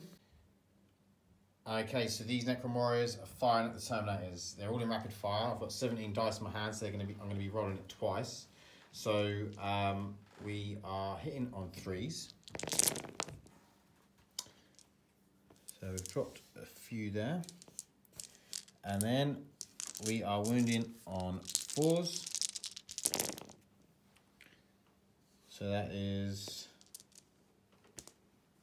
7 wounds, and it's -2 AP. 1 damage. 1 damage, yeah. So 3 up saves. Yep. Oh, that's 1 dead, and another one with a wound on. Okay. And then we'll go through that roll again because of the rapid fire. So hitting on 3s and wounding on 4s. Oh, just the 3. So 3 up saves. 1 more. Go on. Okay, let's see what we are going to fire next. Okay, so with this monolith, we're going to put the Flux Arc into the Root Marines and the Particle Whip into the Terminators. So we'll go the Flux Arc first. So I'm going to use a command point, so we're hitting on the top tier. So hitting on 3s. And then wounding on 3s, because it's strength 5.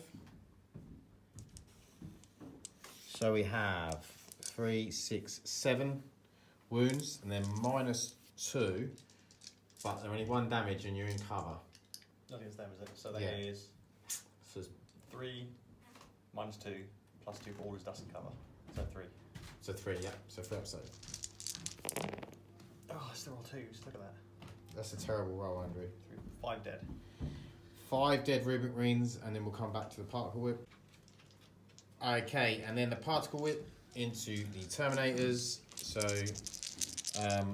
hitting on 3s, all hit, and then wounding on 2s. So 5 at -2. So it's 3 up saves. Oh no, it's D3 damage, so Oh, okay, so 4 up. -2 to 4 up, yeah. So 2. Go through. These are D3 damage each. So I roll them 1 at a time. Roll above 1. Oh, so he's dead then. Yeah, He's so not just that, one's so. dead. Yeah. Okay, that's all my shooting. So we're going to go into the charge phase. Okay, so I'm charging the Overlord into the Rhino. He's going to Overwatch, so 6s. Yeah. Gets 1. What's his toughness? 5. So 5s and 6s.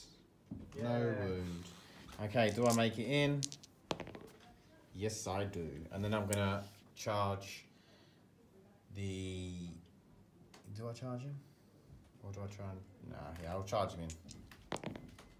Yep, 6, he's in. So we're going to move into the fight phase. Okay, the Overlord's going to fight. He is hitting on 3s because of the -1 for the weapon, the Void side. So all hit. And then he's strength 10, toughness 7, so 3s. So 2 hits at -4. So they go straight through. And that's 3 damage each, I'm pretty sure. Then. Yeah, does he explode? No, he doesn't.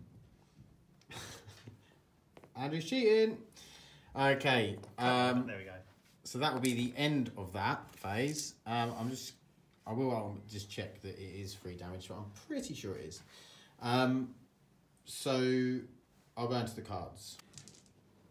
Okay, we're going into morale. This cultist is dead. He's gone. The Ruben Marines have lost how many? They lost 6 guys. 6 guys in their Leadership 8. Leadership 8. So if I roll a 3, I lose a guy, and so 3, 4, 5, 6, Yeah. I'm losing people. Up to their 5. 1 passed. I lost 3 guys this turn, Yeah. and they got leadership 9, so they're fine. So if I roll a 6, it's going to be 9. Ah, okay, yeah. No problem then. Okay, so we're going to go... Oh, and we'll just quickly go into the cards. Okay, so the cards. We got 1 objective point for Big Hammer Hunter, 1 for behind enemy lines. We didn't get to defend objective 6, but we did get no prisoners, and we got we destroyed more than 3 units, but less than 6. So it's D3 for just the 1. So that means we got 3 victory points plus the 1 that we gambled. So we are now on 10. 10 victory points to Andrew's 8. And we're going into Thousand Suns turn 4.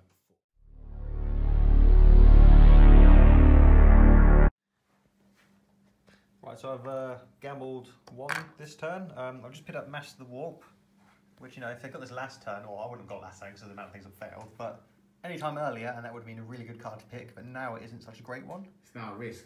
Yeah. So I'm just going to go to my movement phase, which is not much to move, so it won't take long. So the Terminator Sorcerer, he's moved up 5 inches.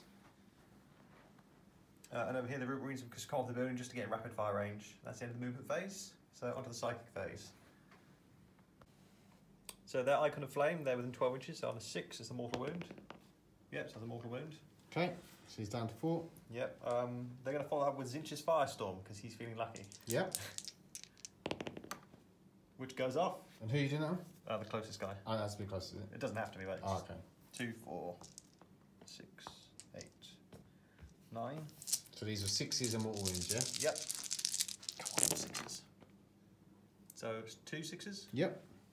So he's down to 2 wounds. Yep. Then over here, this sorcerer is going to use Smite on them. Yep. It's just the 1 damage Smite that goes off. Which goes off, so that is 1 mortal wound. Yep. Okay, it's the end of the psychic phase. The unit is firing all its weapons at his Overlord. I'll start with the sorcerer with his bolt pistol. So it's hit on 3. That's a hit. Bolt pistol is 4. It's toughness 5, so 5. 5 doesn't wound. The 2 bolt guns, which are in rapid fire range, hit on 3s. Yep. Take that one. Yeah. 4, that's 5s again. That is 1. That is 8 minus 2 damage 1. So 3 up Invon. Saved. And the Sorry Cannon, hit on 3s. 2. Strength 5, so we're on 4s. Oh, just 1. 3 up. Minus something 3. Yep, saved. That's just 1 damage. Saved. Oh yeah. I know I'm dead. Right, it's just that guy shooting. Terminator. Yep, so Combi Volta. Hit on 3s. Into the warriors, yep. Yep, you feel this. Yep. Hit on 3s. So I have 3 hits. Yep. Strength is 4, so 5s is it still? Yeah. Yep, so there's 1. That's 8 minus 2. Okay, just one wound because they've been augmenting, so they are tough as 5. So and they're in cover, so 3 up save. Nope, 1 is dead. Okay, so that was the end of the shooting phase. It was obviously pretty quick. So they're going to go for a charge over here into the Overlord. Yeah, that's it. It's definitely in. So we'll come back with the fight. Right, so the sorcerer's going to charge these Necrons up there. That's going to be in. Yeah. So I'm going to roll Fire Overwatch. So I've got 14 shots, hitting on 6s. It's enough to kill him. We got 2. And then we're wounding on 4s. No, neither of them wound. So we're going to go into the fight. So 2 attacks, hit on 3s. So 1 hit. It's his stave, which is strength +2, so he's hitting at strength 6. Yep. Say 3 to wound. It's a wound, AP -1. Okay, so 5 up. Yep, saved. Then over here, there's 3 Rubric Marines who are hitting on 3s. If I can find the page, which is there. So all hit. All hit. Strength is 4. Is it tough as 5, is it? So 5 is 1. There's no AP. Just 1 damage. So 2 up save. Yep, saved. And then the Sorcerer, who's hit on 3s. 1 hit. Is 1. And he is wounding. He's strength 4 with his stave, which I think is +2 for 6. That's a 3. It's a wound. Which he gets. AP -1. So 3 up invulnerable. Saved. So we'll do the Overlord's attacks back. So 3 attacks on 3s. So 3 hit. And then wounding on 2s. Oh, 1 misses. So it's 2 wounds, -4. 5 up invulnerable. It's 2 dead. And then I'll come back for the Necrons. Okay, we've got 10 attacks going into this Sorcerer. So hitting on 3s. And then wounding on 4s. So that's 4 wounds, no AP. Right. 1 damage, so 2s. Damage. Yeah, all saved. So we'll go into the Necron's turn. Oh no, we'll go into the cards for the... Right, so I managed to get Master of the Warp, and I gambled for 1, so that gives me 2. Puts me from 8 up to 10 victory points. So that's 10 for Thousand Suns, 10 for Necrons. So we are drawing at the end of turn 4. That was the end of turn 10-4. So. Yeah, so we're going into turn 5 Necrons.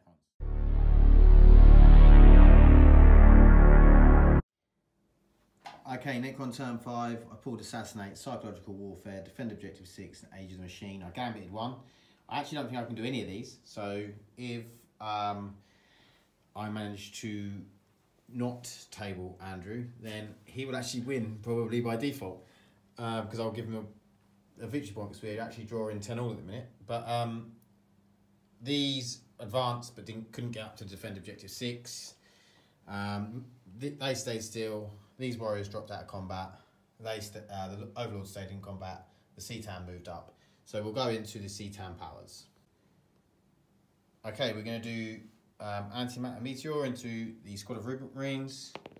Goes off on the 2. Goes off. D3 mortal wounds for 2. So that's them 2 dead? Yes. Okay, they're dead.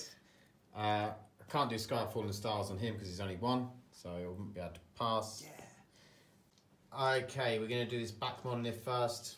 Firing into the Terminator. So 3s. And then 3s. So that's 6 at -2. What's the AP damage? -2, 1 damage. So 1 for all the dust and 1 for... Oh yeah.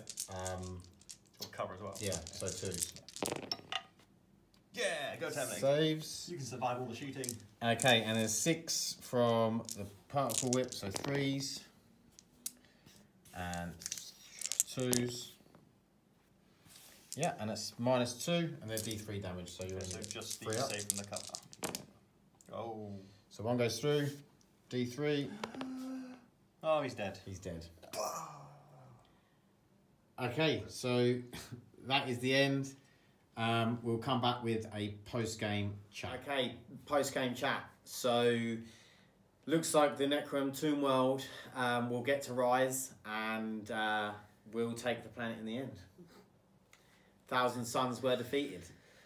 But, let's have a chat through. So, I think we both felt like, well, I felt like my Warlord done what he was there to do. He stopped me having to use any command points on the morale, and he also denied the witch once, which was very handy. Which is cheating. But yeah, he was pretty good. He done obviously augmented a couple of all 3 units, and he also gave the 4-up reanimation, which really helped as well, along with Barber Cryptek. Especially considering you ended the game with 3 less men than you started it with. Was it 2? Yeah, no, 3. I had 2 warriors that were dead and 1 immortal. So yeah, that was pretty good in terms of... This is very much how it goes with Necrons. You either reanimate loads, and then it's just really hard to play against because they just keep reanimating, or it goes completely the other way, where you never get to reanimate anything, and then your army's sort of overcosted. It's a very hard rule, I think, to try and balance with points and stuff like that. But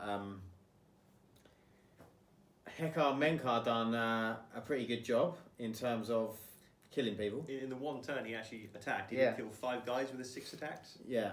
So I know Seer's Bane isn't a very popular relic for 1,000 Suns because obviously it's close combat, and generally don't want to run your expensive 140 point sorcerers into big blobs of people or people who are strong. But in the case of Necrons, I think it's worth it just for the leadership. Same way as if you were fighting Grey Knights or someone with heavy cyclists, it might be worth just for as a character killer or something. Yeah, and also, exactly. I mean, you're not going to really want to run it into too many people that are really good in close combat. But to be honest, he hit pretty hard, and he's going to probably take out most characters unless they're lucky and saving their invuln or something like that. So yeah, if you're hitting against what he's good at, you hit on 2s, re-rolling 1s, and winning on 2s if you hit. Yeah, exactly. I think you should be hitting.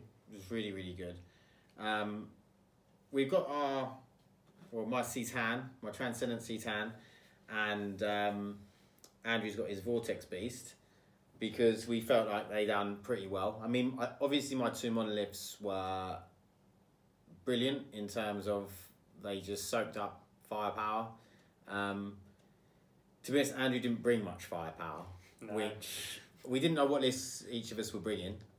So I just went with something that I thought, I could imagine sort of coming from the Tomb World. I had 2 monoliths, and I don't ever use them because usually they don't last very long. Because if you go against most armies, especially anything that's got a lot of firepower, they're going to die pretty quick. Like you did say before the game that Andrew had toyed with a list that had like 3 Predators in. Yeah. And I think if he'd had 3 Predators, I probably would have died. Well, the monoliths would have gone down quick, and then I would have had no real shield for my rest of my army. So yeah, it just seemed a bit obvious though. Yeah. So I thought I'd go for the. Exactly. And it's nice to take different lists and try different things, because you end up, that's the whole reason why I didn't take any Wraiths, I didn't take any Destroyers, because I just thought, well, I'd always take them if I was going to, sort of doing anything slightly competitive. I wanted to take something, it was a little bit of a nicer, well-rounded list in terms of, I had the troops in there. I wanted to take a Citan because I wanted to have my own magic against his crazy magic. But yeah, the Vortex Beast and the Citan ended up having a cool little battle in the middle there, which the Citan ended up winning. Because he's useless in combat for some reason. Yeah. I think I'm really unlucky with some of my combat rolls. That's Yeah, your rolls weren't good. I mean, him and the Demon Prince. Yeah, both were bad. But I felt like, I looked at him and I thought, he's going to be doing like D3, D6 damage or straight 3 damage.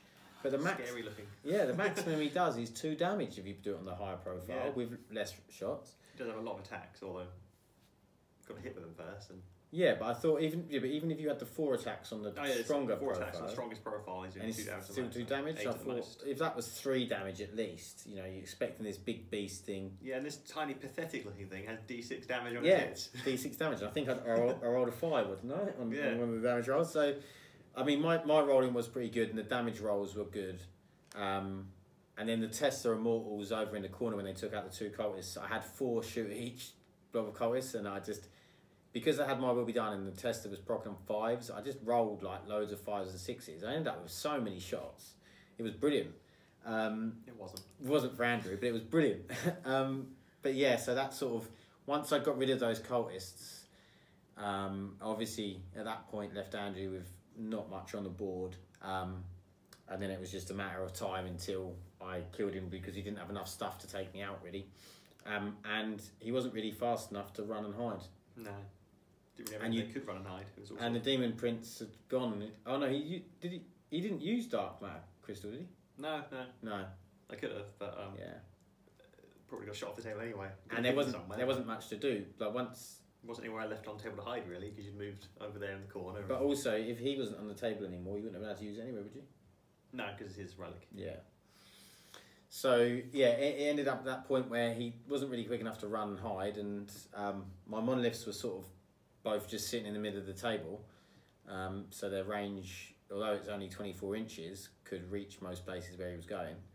So yeah, it turned out to be pretty good. It was really fun though. I really enjoyed it. I've really enjoyed doing the whole campaign. I definitely want to do some more.